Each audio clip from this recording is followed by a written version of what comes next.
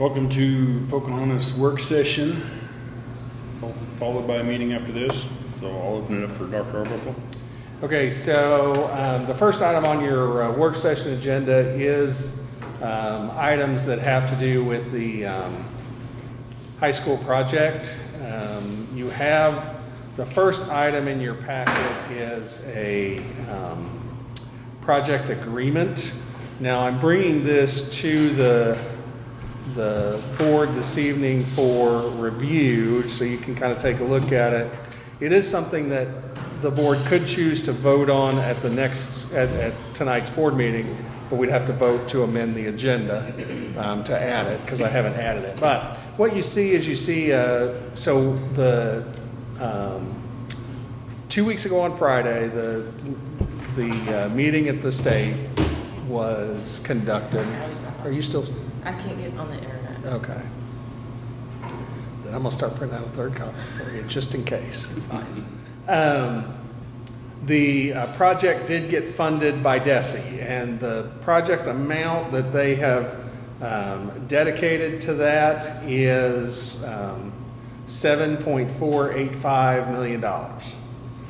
To be exact, $7,485,558.65 would be the state's financial participation.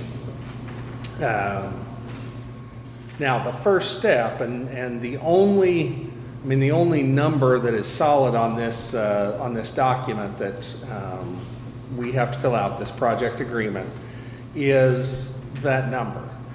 Basically, what this agreement is this is an agreement between the district and the state that the district is approving that they will accept $7,485,558.65 from the state towards building a high school project. Doesn't mean that we have to take it. It doesn't commit us to building a high school.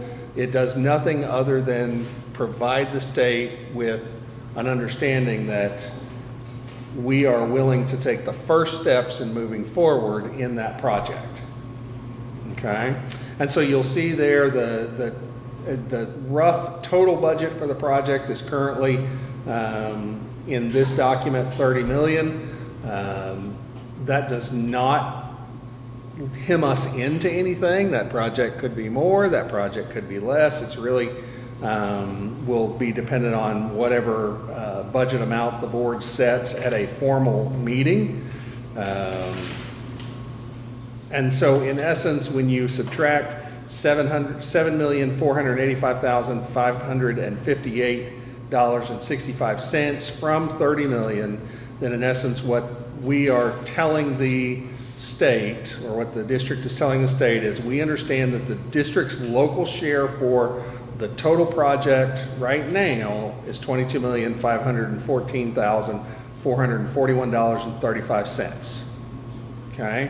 Now, if you keep going there, down a couple of pages, it talks about that the district would have currently, I'm estimating that we'll have about $14 million, and we've talked about that number in the past, that we have cash on hand to fund that portion of that project, which means we would have to be able to fund from other proceeds $8,514,441.35.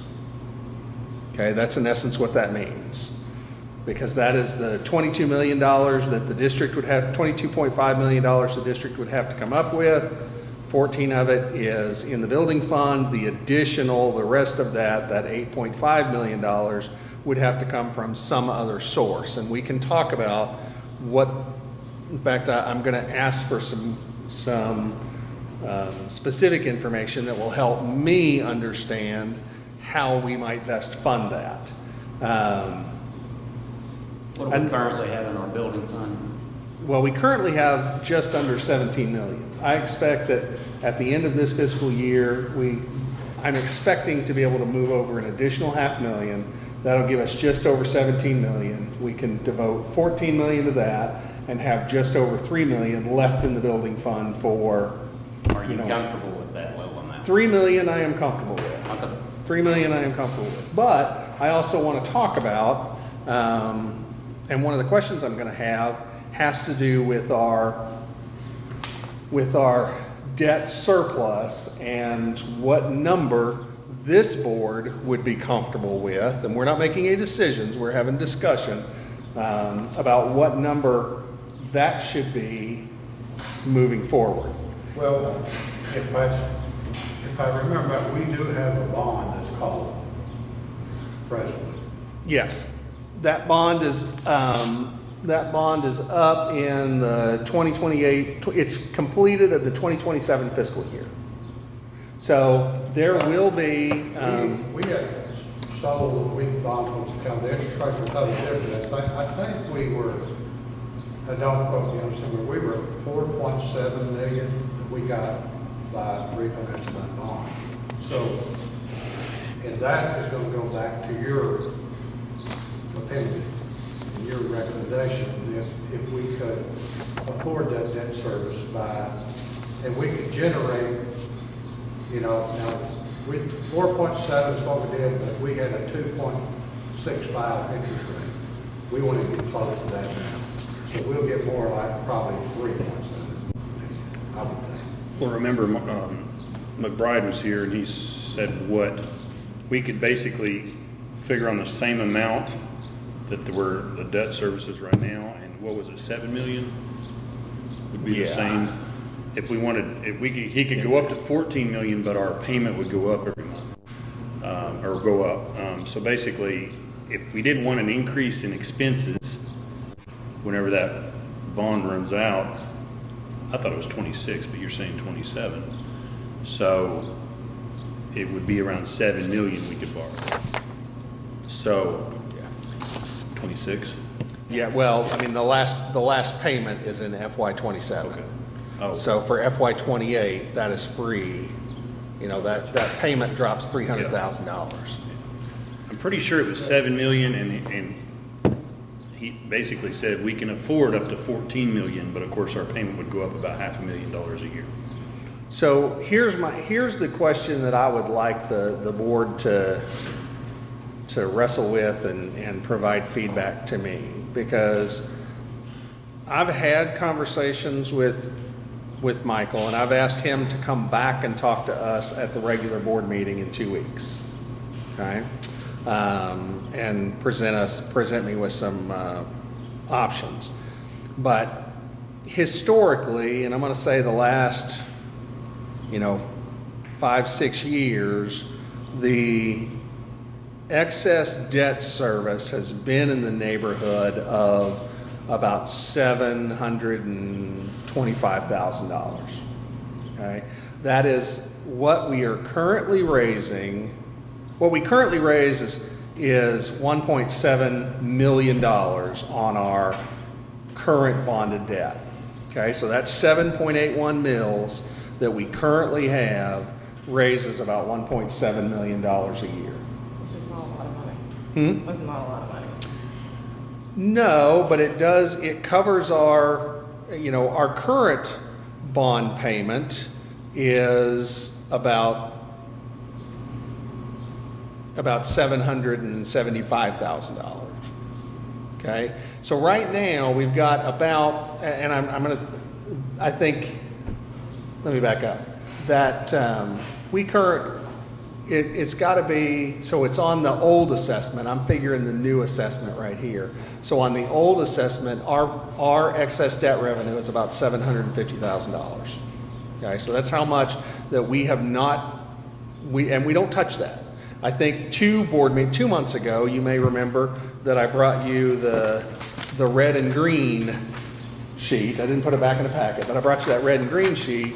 And, in the last couple of years, we have been moving over, like last year, we moved over of that $4 million that we transferred, 1.5 of that, 1.5 million was the budgeted transfer plus the surplus. Well, our budgeted transfer was $600,000. So that tells you that we have had roughly last year $980,000 of surplus. The year before that, it was $442,000. The year before that, it was about $700,000. So you can see going back to, 2018, where that surplus was about $400,000. What was our Okay. average spending on building projects during That those years? I did not run that, but I could. Because, we Mm-hmm. had the MD Williams that was 200,000, Very little though. kind of. So here's the question that I have for the board to wrestle with, right? Right now, if we don't do anything differently, under the new assessment, then we're looking at, a 1.2 million, after that bond rolls away, right? We're looking at about $1.2 million of excess debt service that we could put towards a payment. Historically, that excess debt service has been about $750,000. So my question to the board is, are we comfortable, and I know where I'm at, but I need some guidance. What are we comfortable with that excess debt service number being? And I'm asking that because, one, this board has made it clear, and I think I applaud the board for doing that. This board has made it clear that we want to address the building issues, the facility issues that we have, and we want to address salaries. Okay? Right now, the simplest way to address salaries is to look at that excess debt service and spend some of that excess debt service on salaries, right? Now, You are figuring into that a normal routine maintenance. We spend, I would say, somewhere in roughly $300,000 to $400,000 a year doing things like during the summer, putting up new fencing, doing this and that, parking lot. we are required to spend 9% of our revenue. So that is a separate budget. Okay. It is. And so that's really, in order to know how to direct Michael at Stevens, in order to know how to direct him as far as what can the district afford, right? Because in essence, for that $8 million, for that $8.5 million, there's only a couple of ways to raise it. One is to do it internally, either by extending bonds, right? I mean, that bond that's done in 2027 could be extended, okay, where the debt service does not go up, but that bond that is scheduled to roll away in 2027 could be extended out to 2049. If we just did that, what is your estimate that it would bring us as far as?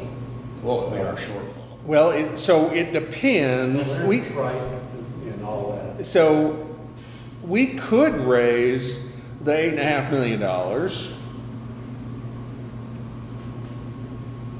but it really comes back to, it's going to come out of that excess debt surplus, right? And so what's the number that this board is comfortable with? If the idea is, well, we've had it historically at, $750,000, and that's where we want to stay, then we're going to have less wiggle room than if we say, we're willing to allow that to go down to, let's say 500 or 600,000, use an additional 150,000 on the premium or on the payment, thus we don't ask the community for it, and the result is that we're going to have that much less discretionary money to put towards raises. So when I think of that, I think of, okay, well, we can increase the payment, yes, and not ask the community for help. but then we're still just treading water where we are now. Like, it doesn't, we're not benefiting, like, we're benefiting to build a high school, yes, but then what about the rest of the district? So I worry that if we increase our payment and we increase what we owe, then we're taking away from other areas in the district just to tread water to get the high school built. And this for 30 years. Well, Yeah, that's a basically, long time. Michael explained it already. We can borrow 7 million and our payment will stay the same. That will be around 775,000. If we go to 8.5 million, we would probably have to go to 900,000. So you're, like he said, 150,000 more. You would still have around 350 to 400 a year that's extra that we're not using out of that mill or debt services or whatever, but What do we, So under the newest projections that he sent, and these are just rough, I've given him some additional information and he's gonna kick us back some new numbers for the June board meeting. But according to his numbers, using the new assessment, which is what he presented to us up here, the 236 million as the new assessment, we could generate $7.15 million and have the same surplus as we have right now. Okay, so that gets us close, but it doesn't get us there. On the, if we're looking at $8.5 million.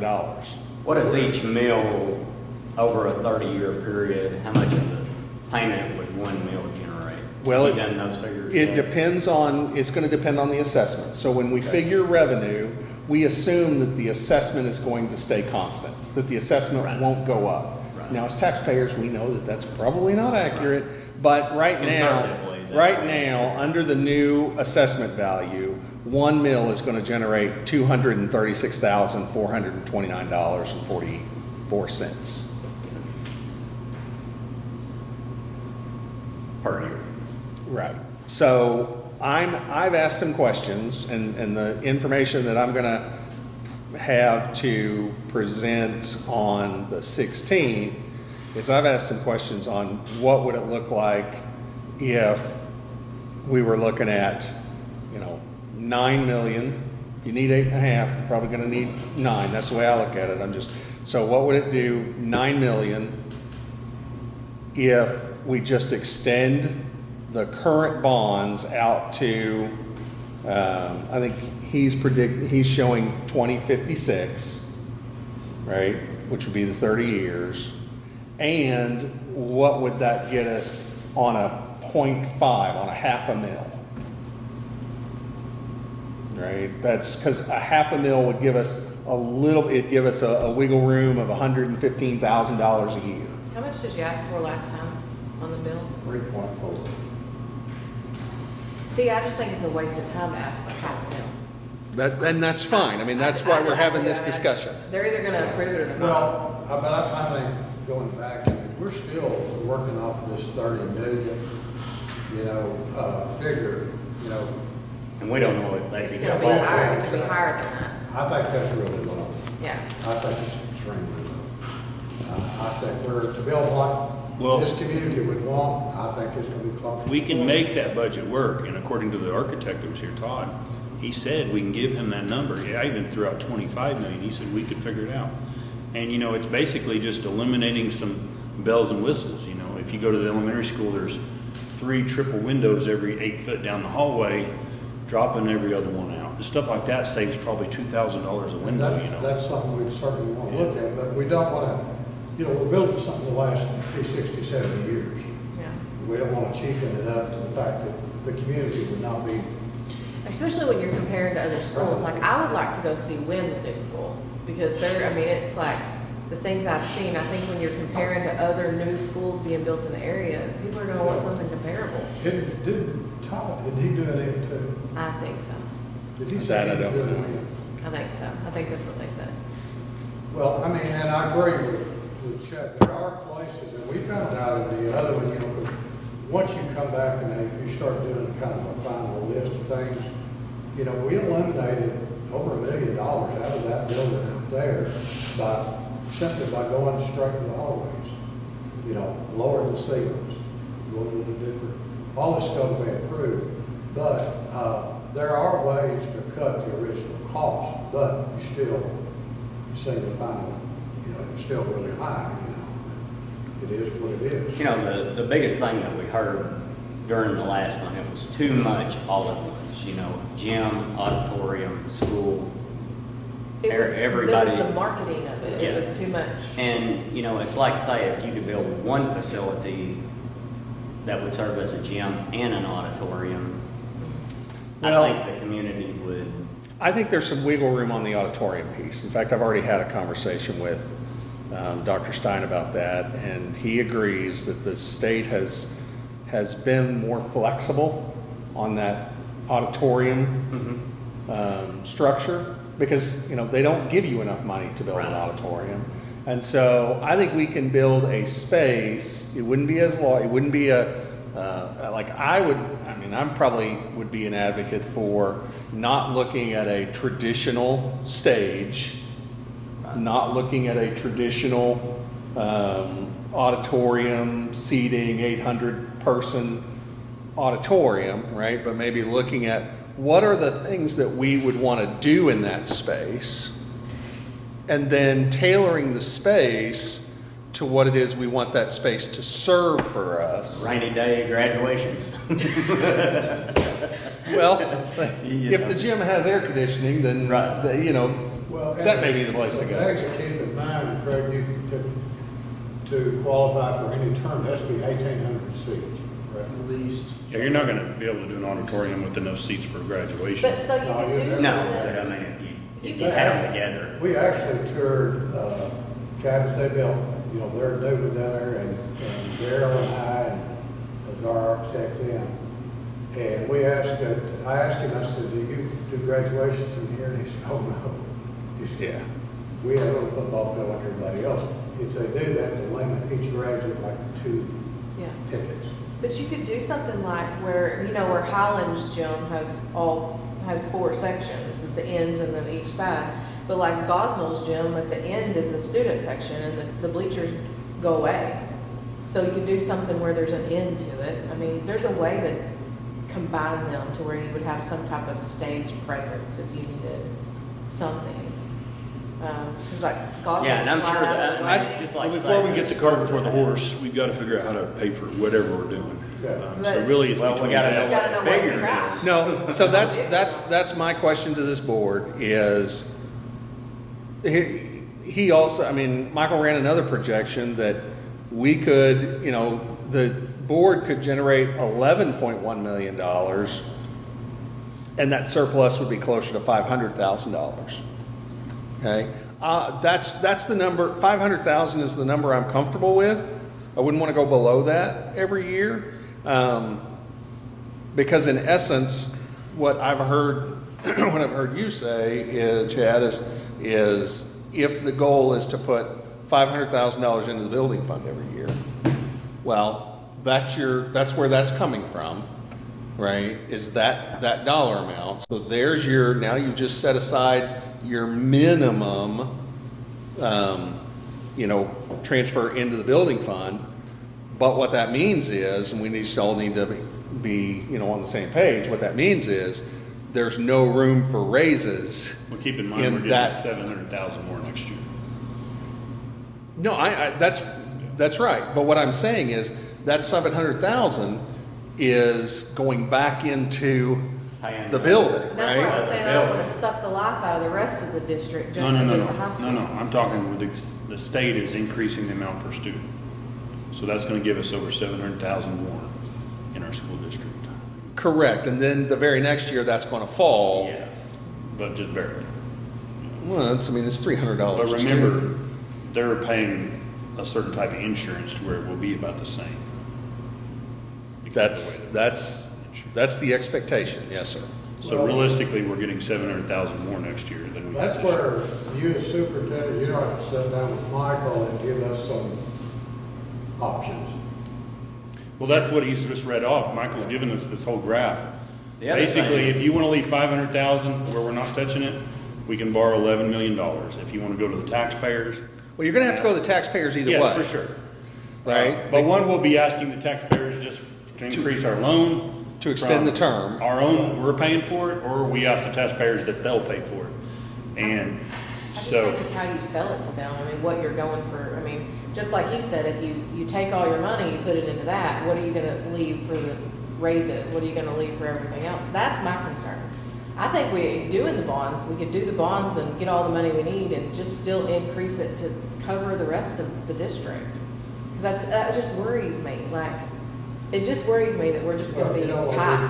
Boxed in. Yeah. Yeah, 'cause I'd always had the figure in my head of 5 million staying in the building fund at all times if possible, well, keep in and mind, 500,000. keep in mind, it wasn't until about 4 years ago that there was 5 million in the building fund. Most of it was about $1 million. But I It would still be like great if the you could- idea of 5 million. If you could ask sitting the there. public to pass a mills, but I don't think it'll pass. You guys may think it will, but I think it's a waste of time, I personally think. I don't know that it will, I just think that it's how we show them, like, I think the difference is we're literally, I don't remember exactly what was done the last time y'all put the mill in, but it was like, we need $30 million. That's how I portray it, as we need $30 million. It wasn't, we're getting this, we're putting 14 million of our own money into it, we're doing this, we only need it was 7. mapped out like that. Well, keep in mind that the last time it was voted on, the school had about 7 million in their bank account. Now we've got 17 million in our bank account, and I feel like that's gonna deter people from voting for it.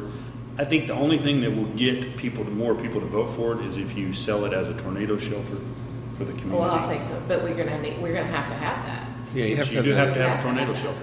The only problem is during school hours, the priorities are the students, you know what I mean? Correct. So that's the biggest hiccup with the community, if they say, oh, well, they're supposed to have a tornado shelter, it's 2:00 in the afternoon, but all the kids are filling it up, you know? Well, okay, let's, So- so I think you have to separate those two, right? Well, it's Yes, protecting their kids. we're required to have a tornado shelter. You are not required to open it up to the community. Now, that's not to say you can't. Yeah. I'm just saying that's not a requirement. I do wonder if there's some value in splitting the difference, okay? Some of the feedback that I have gotten over, I listen to people talk to me about last time, and this is the last, and what the last millage, and some of the feedback I have gotten is that there has been a perception, I don't know how widespread, right, but a perception that the district has asked the community to fund 100% of these building projects. And I'm wondering, would there be any value in the district saying, okay, look, we can commit an additional $100,000, $200,000, whatever that additional dollar amount is, and then we need your help to get to the rest, right? So I don't think I know we're not talking 3.4 mils, right? I do think in order to, if the district wants to if the board wants to set the district up for both immediate needs and long-term growth, I think personally, I think there is some value to saying, okay, here's the number that we'd like to have in the surplus, right? Whatever that number is. If it's less than $750,000, then in essence, the district is going to have to, I think, would put forth, say, okay, we're gonna dedicate an additional $100,000 a year to this bond payment, and then whatever that is, that brings our surplus down to, say, $650,000, right? Leaves you a little bit of wiggle room for using that for, salaries, if that's what you want to do. And it says to the community, we're in this too, right? It's not just you as the taxpayer, but the district is willing to tighten our belt a little bit, right? And we're going to share this cost. I wonder if that wouldn't be the right signal to send. Well, the problem with that is it's Well, gonna be confusing, because it's gonna be, you're basically saying keeping the bond issue and doing a millage increase.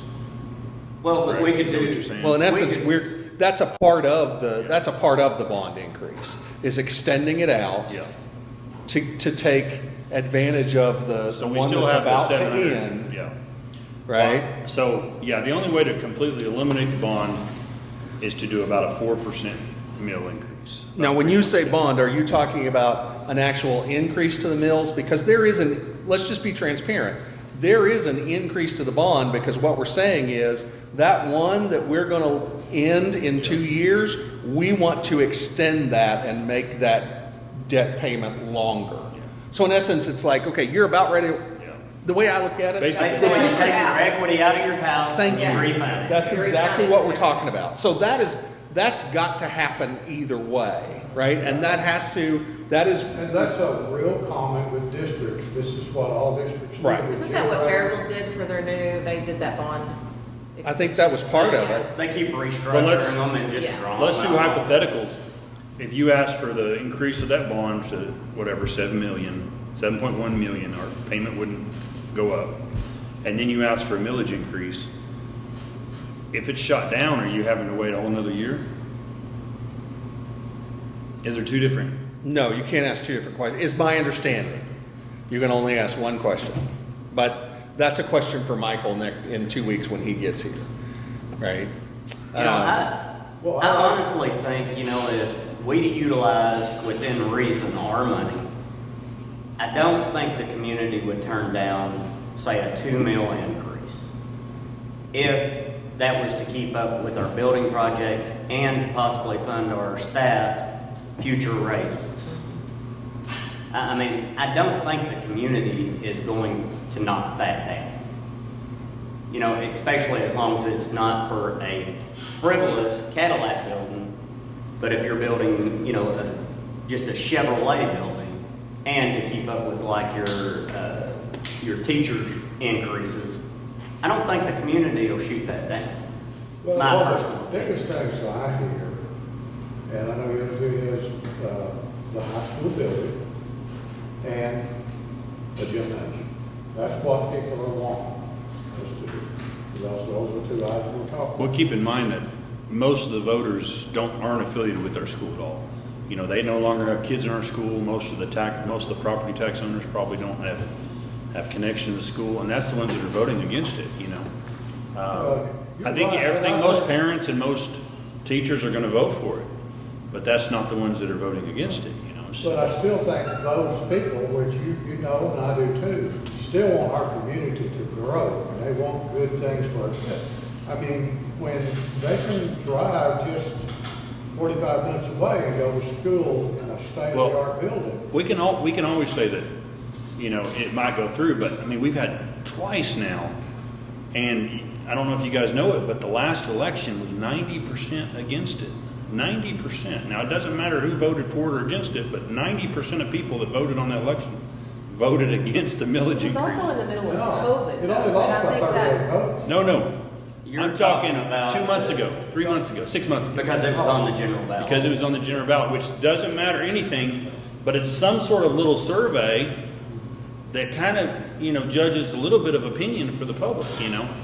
Well, I mean, it's definitely something we'll have to Yeah. explain, and I think last time, if we learned the lessons, we need to get the public involved. Transparency was the And biggest so complaint. here, you know, I mean, we had an open house last time. We had all the things set up, OTP Center. We had about 25 people show up. We got to somehow get the public to look at this stuff and ask them questions like, you know, what about this money? Those things, it was there. Nobody asked the questions. You couldn't, you know, get it out because it's the community's school. It don't belong to any of us. It's the community's I think the school. last time, it was asked twice during the middle of a pandemic. People didn't have jobs. The first time it was asked for, like, everybody had just lost their job. They were laid off. They had no money. They were thinking, oh, I can't afford my taxes now because I'm not working. And so then and then you asked again in the middle of, right smack dab in the middle of it, where people weren't thinking about giving more money to the school. Their kid was sitting at home. So it wasn't good timing. But you also have to remember when the elementary school passed, the staff sold that millage. The staff sold that school. It was teachers, Passed by 75%. staff, everybody was, this is what we need. This is what my classroom is like. So that's where I feel like I'm kind of like Brent. if you look at a millage of not just, we need a millage not just for this high school, we need a millage because we want to take care of our teachers, and we want to take care of our buildings, and we want to take care of the things that we have right now. And still have one of the And lowest still millages have- in the state. Right, then you've got your staff on board. But the last millage was, we need a high school while we're letting our buildings fall apart. I mean, I'll be honest, I didn't vote for it, because the buildings were falling apart, and everything was focused on that high school. And I wasn't gonna give 3 mills just for the high school, when we couldn't maintain the buildings we had, when we couldn't pay the teachers more than what we had, and we couldn't, like. I didn't even know if we were gonna need a new high school, because they were talking about, you know, hey, this may be the new norm during the COVID. Right. They was talking like, there was several states for years didn't send kids back to school. So it wasn't You know. sold to me, because I was like, well, what about everything else? You want my money for that, but what about everything else? Well, keep in mind this November, there's nothing else on the election, right? It can't be in This- November. You can. It can't? It can. I thought we had to do a special election Well, you do, but you call that special election in in November. November. So here's the thing. Being it's a special election and no other people are voting for, or running for office, it's gonna be like the swimming pool deal. You're either gonna get the ones that are for it, or completely against it. You're not gonna get the ones that are, oh, I don't care if it passes. But I No, think I'm it's not a gonna toss-up vote. either way. You're gonna get that. Okay. whether there's Every one of our ballot. staff members can pull 10 votes, if there is a benefit to If there's a them long benefit to term. them, yeah. I mean, easily. Well, I think we agree on a lot of points, that we want to maintain, our staff is a big thing. I think we all agree. We want to maintain the salary structure, increase it to, and, you know, the tools they need to do their job, that's teach our kids. But they do need a building that's much better.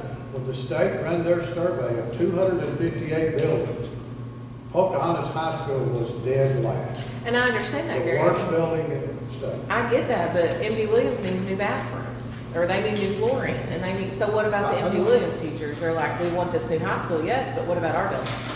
What about our classrooms? And so that's where Well, we need. I wanna make sure it's not just, Yeah, and we I want agree. this for the high You school. know, it was $500,000, you know, that's the reason I don't like, you know, running our fund, because it was $500,000 for the bathroom project in this. Right, and that was just, that still needs to happen. There's gonna be multiple other places. things, but we Yeah. know, look at our 10-year plan, we know we've still got a problem with our baseball field. We've not addressed that.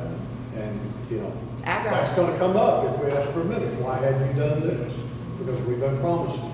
Is How- that, We've got to do renovations of the football field. How concerned are you 10 years down the road, the state's gonna say, hey, we're kind of cutting this out, you know, I'm hearing lots of talks.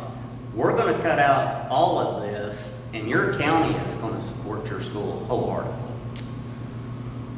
I have concerns that you know, I think as a state, I think we are walking back to what it used to be, and that was, if Pocahontas community wants a school, then Pocahontas community is gonna fund that school. And I don't mean just the school building, I mean the school, right? Staff, you want a principal, you're gonna have to pay for a principal. You want you know, 6 teachers instead of 5 teachers, you're gonna have to You pay know, for how it. do those numbers look? If that happens in 10 years, where does our money come from? That's a great question. And I will say, you know, there has been conversation, now not that I've been a part of, but there's been conversation around me that I have picked up on of, is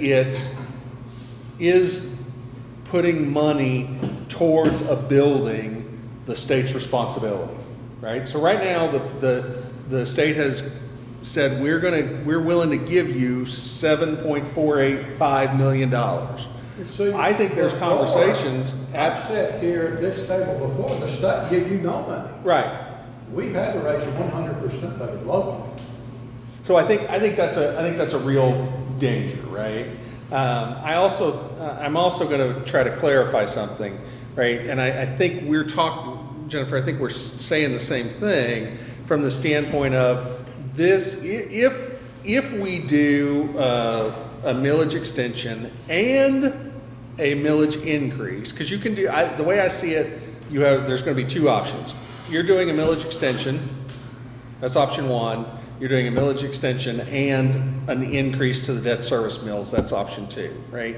If you're doing that, we would need to be clear that we're doing that for the building project, but in doing so, it provides us some freedoms to be able to deal with some of these other issues around So we don't continue. around salaries, right? Yeah. We're not asking, if we're asking for a millage, we're not asking for a millage to address teacher salaries, but the fact is, any money that we can, any new revenue that we can take in and put towards the building frees up revenue that then can, in other places, that can be used for teacher salaries, right? I think that's the message.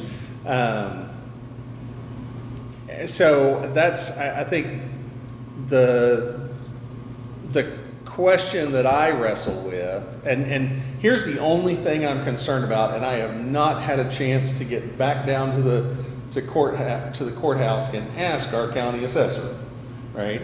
But I do want to ask the question, do the people who's looking at our assessments, right? The people who understand it, who knows what it looks like right now, what it looks like historically, is there any reason to think that the assessments for the school district would go down in the next 10 years? That would be the only thing. If that answer is yes, that would be the only thing that I would be concerned about.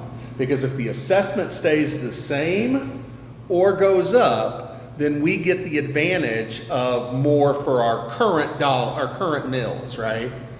So right now we have 7.81, because the assessment has gone up roughly $40 million, right? We get the added benefit of that revenue, and it's not costing our taxpayers an additional millage. It does cost additional dollars because the assessment went up, obviously, right? But we don't have control over that. I'm sure as everything, real estate in our area is going to continue to go up because we're still the cheapest real estate in the nation. So I don't see a reason why it would go down. Yeah, I agree. I don't think it should go down. The only thing if we get into a housing crisis and different things like we did, 10, 12 years ago, we could see it bottom out again. But I think it'll be very short-lived. I think the only way that we would ever see the assessment, if the property values did diminish, and they come in and reappraise them, I'm asking, but I really think, honestly, that would be the only way. Mm-hmm. And it's on I think it's a new 5-year rotation, I heard. Well, they're reassessing in 2026. What was it? They changed them. Maybe it was, I'll ask her. Maybe it's every 3 years. So if you guys want to do a millage increase, I'll be gone in 2 weeks. It might be a good time to put it for a vote. You'll be what? I'll be gone to the Oregon coast in 2 weeks. I mean, you can always vote no. Because here's the thing, I just- I'm never going to vote for a tax increase. I don't, But here's the thing. I'll promise you, I may bite my words, but I'll promise you I won't say nothing online or whatever negatively about the millage increase. But if somebody asks, I'm going to tell them my opinion. You understand? But that's the problem as the board, we need to be on the same page to be able to get something like this done. So you would not be in favor of a millage increase if it was to help sustain teacher salaries going forward? Because I think we can easily afford to do the 11 million. No, we're not talking about the building here. We're talking about teacher salaries going forward. I think we'll have an extra $500,000 on top of that we're already have coming in. We're putting in our fund. We're going to have 700,000 more next year by the state and continue to have that. And so I feel like we can easily afford it to do everything without a millage increase. If we stay at 30 million on Yes. a building. Yes. I mean, even 32 would be feasible because I feel like we're going to generate $1 million every year anyways. Even if we were to spend another $2 million, by the time the high school was finished, we would have another $2 million in there. I think right now, though, we need to, Dr. Arbuckle needs to bring us back with Michael some options. Yeah, those are the two options. And because if we're talking about, let's say we're at 35, 38 million. Okay, then right now, everything we're talking about is really not going to be We're not even close. We're not even close. Did you guys see what I sent you guys about Corning? Yeah. You know, they told them 35 million, and then they said, no, we need to get it back to 32. And that was 110, she thought it was 120,000 square foot altogether, but she said it might have been 110,000. We're only looking for 70 to 80. I know you got 70 down, 70 down? 79. 79, yeah, 80. But I feel like you're gonna have to go to 90 to That's get that without the gym. No, that's everything. Well, 79,000 square feet includes the auditorium and PE space. That's what they call it. PE space. I think you're gonna have to go to 90,000 to get a decent sized gym and the amount of classrooms that we need. I just think if we're gonna build it, we need to build it right. Like, Pocahontas deserves a gym like Highland. They deserve something big. They deserve a school that's new and state of the art. I mean, we just. Well, keep in mind also, we're gonna be able to save a lot of our infrastructure, and like some of these schools like Corning, they're completely demoing everything. I think a lot of these, like the school you were gonna build 3 or 4 years ago, that was completely redoing a new parking lot, everything, right? And, you know, here, just like the elementary school, we spent 20 million on the elementary school. The elementary school is 120,000 square feet, right? And we bought 49 acres over there. What did you pay for 49 acres? It was donated. It was donated, okay. Well, we bought that, about 25 years ago. So that wasn't part of the 20 Talking million. about from Haney? Yeah. You So, bought that? I thought they donated. No, that she just donated the house. house. okay, It's just- so My bad. they put in a lot of roads to get down there, all the utilities from the road, that probably was a tremendous amount. It was brand new ground, parking lots, $20 million for 120,000. Yes, that was pre-COVID, and that was an elementary school, but I feel like you could feasibly, Can we just move the high school to the elementary school? I mean, it was built for high school kids. The ceilings are like. Build one with Just, 6 which foot one was built ceilings. in elementary We should have school? said it before we started making. I mean, why did we build ceilings that tall? That's For kids what the this tall? architect, we changed them all. now, one thing about the elementary school, you know, it cost $20 million, but, you know, that was pre-COVID.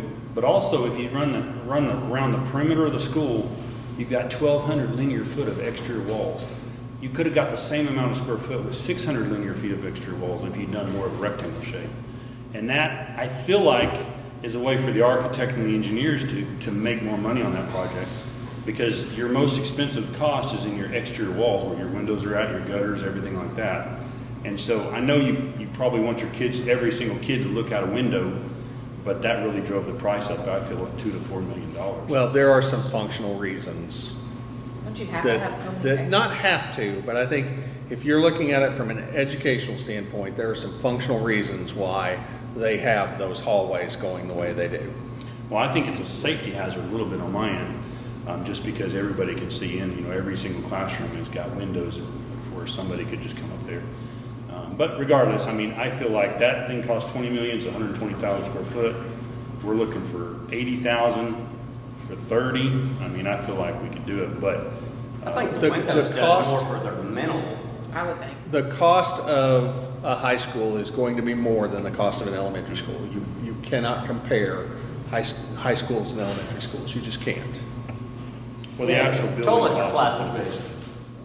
Well, I mean, I know what you're saying, but there is some reality in that, you know, when, it's not even that, right? It's lab spaces. It's making sure that you have the, you know, the gas where you need it. And I understand, I mean, we're still talking about keeping the newer math and science wing. I get that, but there are some pieces that are gonna have to be included in it. It just costs more to build a high school. I feel like on the last time we did this, the last time the school did this, it was 30 million in for the school, and that didn't include content. That didn't include, It was about 35 or 36. But it didn't include like new boards, it didn't include new desks, it didn't include, No, but I so thought that it was more on I top thought it of was it. all state of the art and everything is what we were told on the, I don't think it The sale. included content. No, I think when we cut it back, It took that I out. could have swore the flyer said all that. we had to get it in the Yeah. budget. Well, it had I- everything you need. But it wasn't like, But what we took out, I mean, the walls were wavy, well, we took all that out. I mean, we went to straight lines of breaking, that's it, we went to, you know, it's cheaper to build up than to build out, you know. So we done a lot of cost saving things in that to get the price down. But now you gotta go back to, and here's the mistake that I made, or when we were talking about building that, one time, we finally sat here and said, wait a minute, we're not in that building.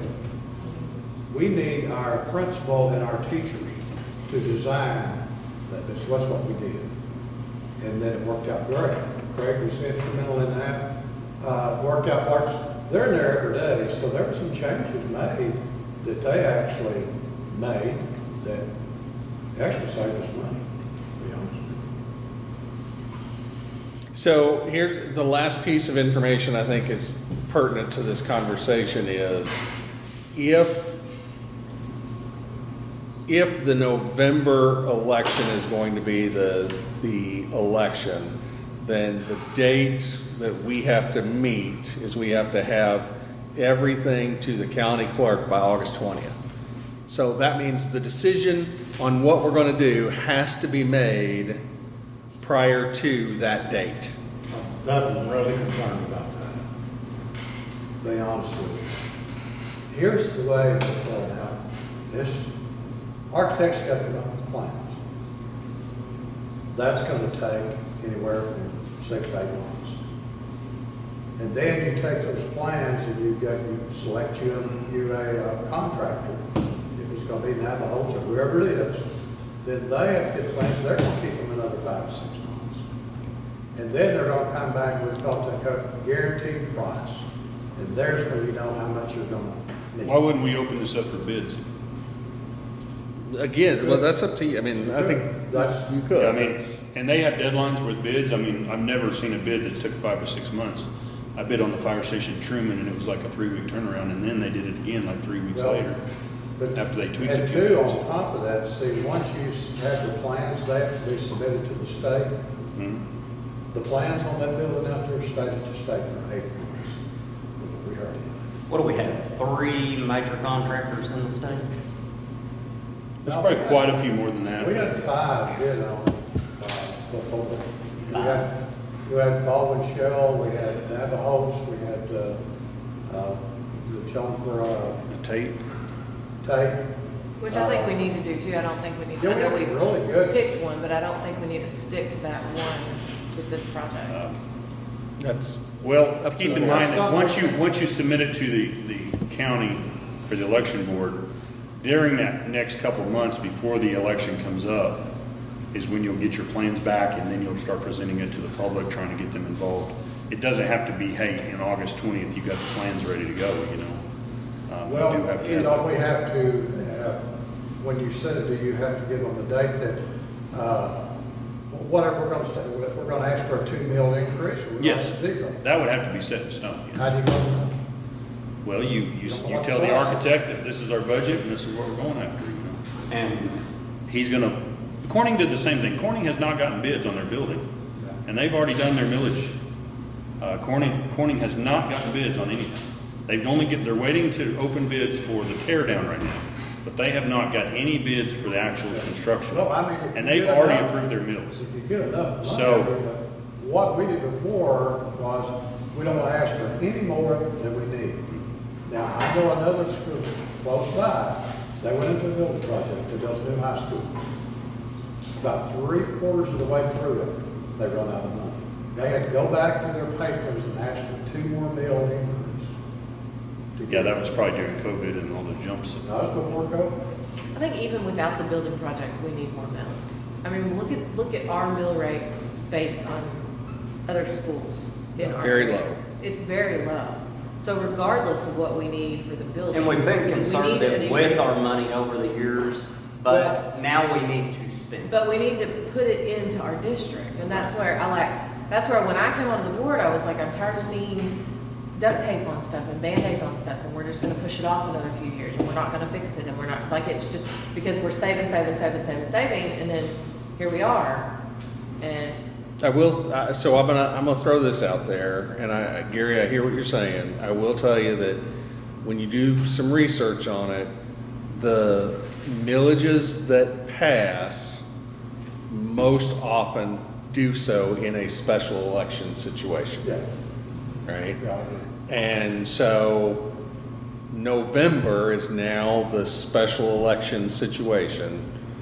And I'll be honest, I mean, I've gone back and forth. I started out thinking the best time would be November. Then I sort of worked myself into probably March to give us more time. And then the more conversations I had, with the people who deal with millages and millage elections, and the more feedback I got on, you really need to look at November for multitude of reasons. And one of those, just one, is in order for, and again, I mean, I'm all in on transparency, so I'm just gonna say some things, right? I mean, I think, you know, we are looking for, the district would be looking for those voters who are willing to vote yes, right? You can't pass a millage unless you have more voters that are willing to vote yes than to vote no.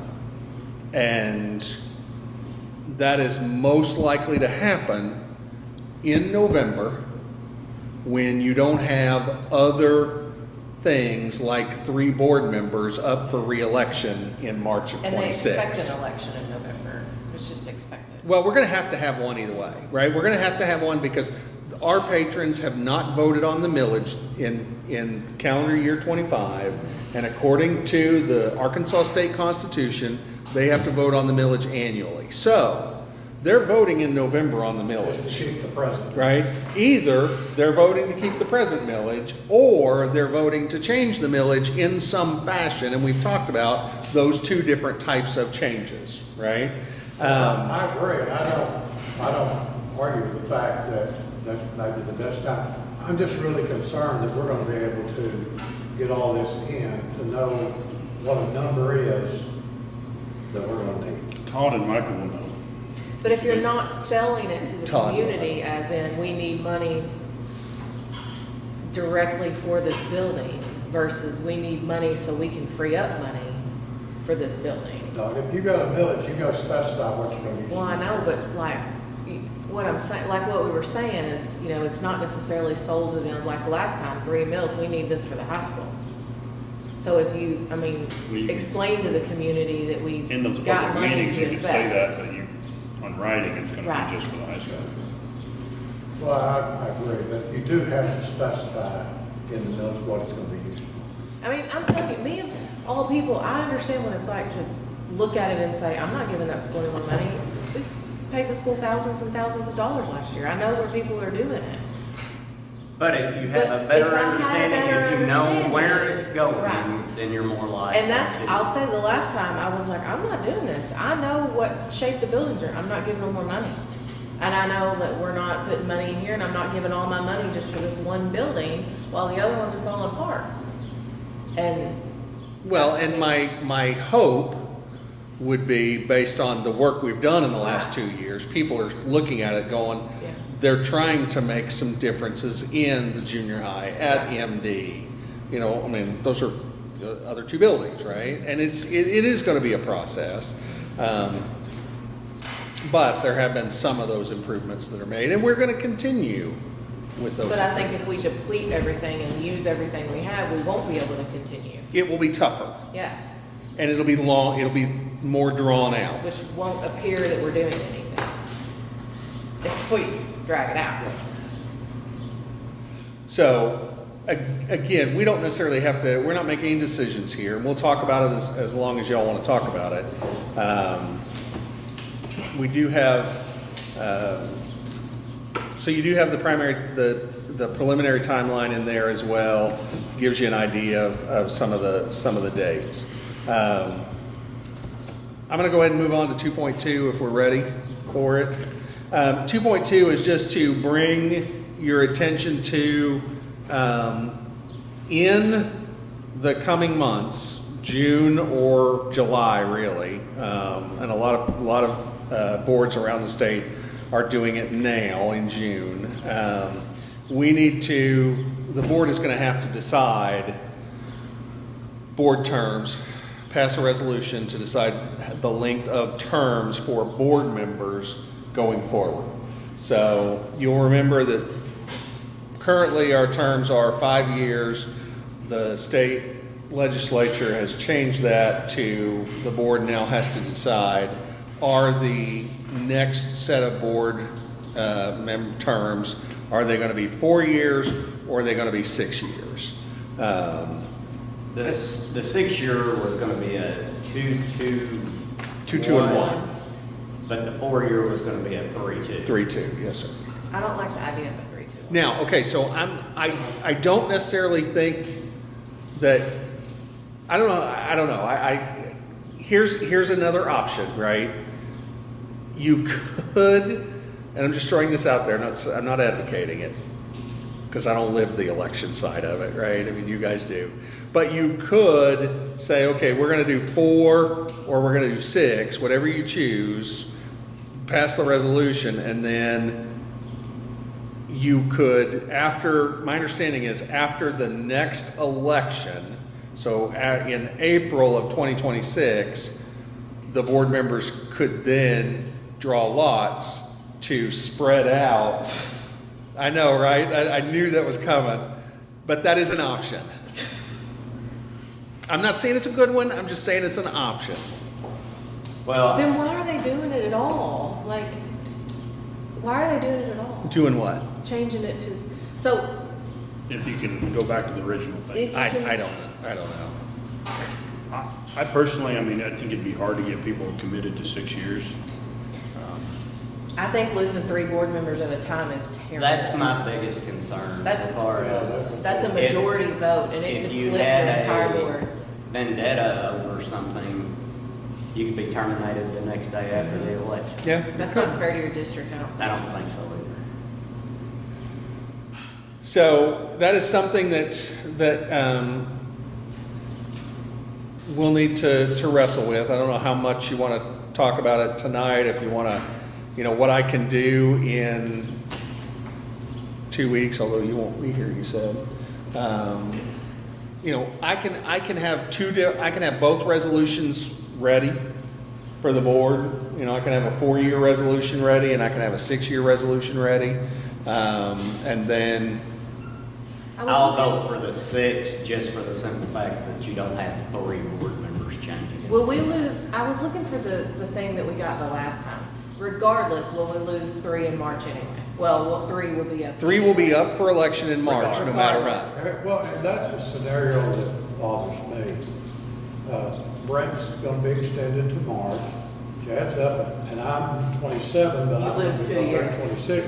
Suppose none of the 3 of us want to run again. 3 people need to run for school board. Well, but you get 3 brand new. That's people. worse. Look what that puts on our superintendent and our schools. And that's what And that very that well 4-year could term happen. will do too. Now, what you could do, okay, is if you did 6-year terms, you could, I mean, in essence, if you did 6-year terms, if you go out 2's 6 gonna be years. 6 and 1's gonna be 4. Well, so what you would do is, you would say, okay, we're gonna have 6-year terms, if that's what you want to do.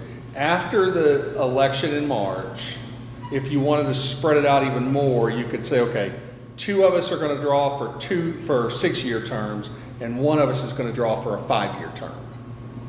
Right? Oh, so you could go back to a 5 and then? Well, I think, That's makes no sense. well, I- my understanding is, yeah, I mean, there is a mechanism, and I'm still learning it. I asked a colleague, I said, do we have to draw for terms? And they said, no, you don't. I said, well, good, because I really don't think, Just I'm not leave sure it the board alone. wants to Just do leave it that. alone. Exactly.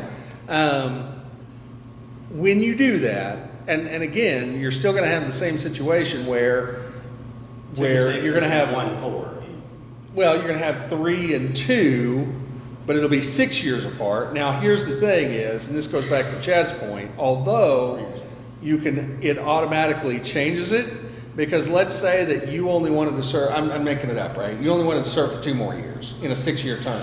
So you serve for 2 years, then you resign the position, the board fills it, and my understanding is it gets filled for an entire term. It's 4 years is up. That's the way it is now. I mean, To finish the Like, I've been term. here a long time. We've had board members just to step down, and we just we fill the position, they serve out the rest of the term. That's happened. No, I don't think so. I think when I came on board, I took Karen's spot. Yeah. And I had to rerun that November because her term wasn't over that year. Well, everybody had to run though. Okay. Yeah, because the seats were vacated. Yeah, I think it's the term, because I know when E.L. Mongo left, we filled his, well, with Dr. Hope, I can't remember. But it was for the length of the term. Gary, that was way back in paper ballot I time. know it, I know it. But what I'm saying is, it worked, because sometimes people, you know, you don't have time, things come up, you know. We had a guy move one time, you know. he I'd comes say out. y'all can make a decision next meeting. You're not gonna be here? I'll be in Oregon. Now, This time next month. here's the other piece to that. Does it make sense? I mean, I know there's been some conversation about getting rid of the zones, right? And going back to everybody's at large based on your position number that you have. Does it make sense that we're gonna have to change the terms because the legislature tells us we have to? Is that the time to either commit to continuing with zones or saying, you know what, we're gonna go away from zones. Now, anybody across the district can run for any position, but you guys know, and so for those listening, that candidate still has to say, I want to run for position 1. Against Gary or. Right, against Grant. right. So next, in March, in essence, there's three of you are up. Somebody would, you know, if somebody's gonna run, they would say, I'm running against, you know, Brent, or I'm running against Chad, or I'm running against, you can't They just. like position 1. Right, exactly. So that would be the other piece that, I will have, what I'll do is I will have a resolution for that if you want to deal with it. If you don't, that's I'd be fine getting okay. rid of the districts, but, you know, those zones. But I just want to be prepared when we meet again on the 21st, or 16th, I'm sorry, 16th. Can we do the zones at any time? You can, So it doesn't, I mean, we could do it in another year. you could. Okay. There's no- I'm just asking, does it make sense? And the answer may be no, it doesn't matter. I just think in my head, there's like, I'm on the board and I ran for the board so I understand it to the degree that I understand it, but I feel like if we keep throwing out school issues and school board issues and millage changes and school board changes, and now we're voting for 3 new school, like it gets very like Overwhelming. jumbled and overwhelming. And I think that's To a the valid, community. that's a valid way to look at it. Like the terms we can deal with. But I worry that if we throw out bonds, we throw out millage, we throw out school board changes, we throw out a new school board, 3 school board members in March, it's just like, what is happening? Because I feel that in my head, and I'm on the board. Yeah. But I've also got the short end of the stick the last 3 times. So Hey, you ain't having to run this time though. I'm not, it's just, my term is only shortening about 7 months, which I'm okay with. I just wanted to get through Libby's graduation, but it just seems like there's a lot, and by next year it'll change again. I really feel like by the time they get back into session next March, they're gonna be like, oh, never mind, we like the zones. What was there, 1,500 bills? 1,500 bills I mean, laws. It's ridiculous. Yeah, it was crazy. Okay, the only other item that I have on this one is I wanted to just bring your attention to our staffing projection. You know, when we do our board meeting here in a minute, there's very little on it but personnel is on there. So I wanted you to kind of see at least K6, what our projected building enrollment is, or grade level enrollment is expected to be. based on this year's numbers. They are either slightly increased or slightly decreased by, or staying the same. So they're within about 2 at any grade level, based on existing numbers. So we're not going to get, I'm not expecting 10 or 15 new kids in 3rd grade, right? I'm also not expecting to lose 10 or 15 kids in 3rd grade. So what I wanted you to see is right, we are planning for 8 kindergarten teachers, 6 first grade teachers, 7 second grade, 7 third grade, 6 and 4th grade, 5 and 5th grade, and 5 and 6th grade. Now, there is some shifting there, specifically in 6th grade. But you'll notice 6th grade is also the smallest. Is that next year's projected? That's what I'm saying. This is all Okay. next year's projected numbers, Okay. right? And so what you see there is in where it says grade K6, you've got the grade down on the first column. The second column is we are required, we can have no more than 20 kiddos in kindergarten. Now, we can go up to 22, I believe it is, with a para, but I'm using the number of 20 because that's the number the state says that can be in there, right? So, and in grades 1 through 6, it's really 25. Okay, that's the maximum number in that class. Now, I will tell you, and there is some, people like to say, well, class size. Smaller class sizes are better for kids. And the truth is, there is no research available. And the research that is specific to Arkansas, done by the Office of Educational Policy, clearly says that class size does not improve student test scores in the state of Arkansas. But it improves teacher sanity. I'm not saying it's not, but I'm telling you, in order to get any benefit at all, because there are about 3 national studies that says smaller class sizes make a difference for achievement and instruction, but that number has to be 18. Okay, 18 or less kids in any one class for those benefits. So I want you to look across there. Like right now in kindergarten, our number is 7.5. We're not going to hire half of a teacher, right? So our number is 8. If we were going to get any benefit to any other dollar, like if we were going to invest more dollars and expect more benefit, then we'd have to go to 9 teachers. Okay? You see what I'm doing there? Is the 8.33. Yeah, the 8.33, right? So the same thing. In first grade, we need 5.8 teachers. That's 6 teachers. Okay?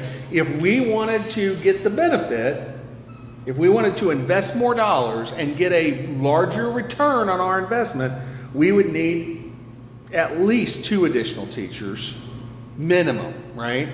So if you start adding this up, that's $70,000 per teacher in order to invest more money to get a small result.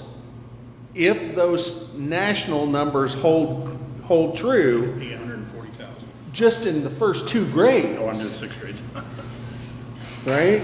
So my question is, okay, so prepare yourself for 7th grade next year. We're excited. The numbers for your 6th grade class has 23 kids per teacher, but your 5th grade class is at 27 with those projected numbers. Correct. So how are we at 27 for 5th grade when we want to keep them at 25? So there's 118 kids. Well, we go above that, but 25 is the number that just like at the high school. 25 is the number we use, but we can go up into 30. But should we, with kids that are 11 and millions? Well, right now, there's gonna be 24. Is there any uptick? There's not, there's gonna be as far as 27 26 to 28 5 teachers kindergarten under 18 school years? Fifth grade, Been any more kids from COVID? it's 27 point No. kids. Okay. I didn't know. So my point with showing you this is, can we have additional teachers? We can have as many as you want. I don't think it's a good idea because you get no payoff per year. So you're investing an additional $70,000, and from an achievement standpoint, there's no payoff. But what about from a morale standpoint? I mean, Well, again, That's it's, a again, it's the would you rather, right? I mean, can you do another teacher? Sure you can. Will that make teachers happy? It might in that grade level, and that's $70,000 that you do not have, that I do not have, to take to PPC and say, hey, I'd like to give some raises. I mean, that's really what it comes down to. what if, so obviously, I mean, here's my thinking of it. Obviously, these grades coming up are larger classes. I mean, besides that sixth grade class is pretty low. But those other classes coming up, is there not a way to float a teacher, like add a teacher to the higher grade, and then next year move them if you need to? I mean, I don't know how teachers, I don't know if they care about that. I'm sure they do, because they get their grade level, everything worked out, but those are some big classes. Yeah, in fact, what we're doing is we're taking 2 of our 6th grade teachers and moving them to 4th grade, and then hiring 1 6th grade teacher. Are we allowed to speak on a 6th grade teacher? You're still going down, right? Are we allowed to talk? Not unless the board asks you questions, I mean officially. But I'm sure if This is a work session. that's so- true, it's up to you all. Yeah, what do you got? Well, she and I both are 6th grade teachers, and I understand that the statistics say that you have to get down to 18. I've taught for 12 years. I've taught most of the kids. I believe that 4 kids make a huge difference on your one-on-one time. Plus, it makes a huge difference in discipline issues. When you're having a smaller class size, students are also more willing to speak up. If you're sitting in a large class of 28 kids, you may have 3 or 4 kids in there that are so painfully shy. But if you cut that down to 21 or 22, those kids will be more apt to engage. Maybe not initially, but toward the end of the classroom. I feel like it's really going to be detrimental to the 6th grade and the 5th grade to move our numbers from 6 teachers to 5, because that's going to give us less one-on-one time to help bring those scores up. We're pushing our time already with iReady and all the interventions we're doing, and I just feel like that is not best practices for the kids. Teachers, yes, we want more teachers, but we would like to just remain at 6 instead of going down in teachers. Last year, we attempted the same thing. We went from 6 teachers to 5 teachers in 6th grade. Within a week, our numbers had increased by 10. Our numbers were over, and we had to bring a teacher back. It caused mayhem for the whole first quarter. You can ask Ms. Rawls. Our daughter was in my homeroom class, and Mr. Overman, I had Theo and Laura, and the whole first quarter of this last school year was nothing but mayhem, because we tried for 5 and went back to 6 because our numbers went over. I mean, I know giving us a year where we have 21 or 22 instead of 28, that may not sound like a whole lot to kids, but when we're talking about kids and not just a raw number, 1 kid makes a difference. 4 kids make a difference. Yeah, well, as Dr. Orbicle said, according to the surveys that have done, it doesn't make a lot of difference until you get down to 18 in the students. But we can definitely see your point, and I can understand exactly. I just feel like when you get kids, I mean, I don't want to say, but kids with behavior problems, and they're rising every year, but it's tolerance, it's attention, it's, when you're focusing on discipline because you've got so many kids, and those classrooms are not big. They're not, and they're crowded. They're crowded just with the desks. So I think your formula got off in the last few it worries me that we're going to cram that many kids into those little bitty classrooms. I mean, we're not asking to go up in teachers, we're just asking to maintain what we currently have. Were you just doing 150 divided by 25, and that was where that number Well, is? that's the numbers are Yeah. showing. You'll have to. The last 3 lines, I think, are So wrong. now just let's stay at 6 this year. Yeah. So like 118, I think Jennifer caught it. It's showing 27.2 teachers, and it should be 25 or less. 20. So like, just should be 118 divided by 6, No, divided by 5. divided by 25, I'm sorry. Yeah. So that should be 4.72, not 4.21, which doesn't. Oh, the state, apparently, I'm looking at it again, the state divides it by 28. 28, okay. That's what the state divides it by. Okay, gotcha. But let's use 25, right? You're still looking at 5 teachers. Now, I will say this. We were all here when, at the last board meeting, where there was lots of concerns about activities and band and all of that. But okay? what does that do This to the does job? help us with that as well.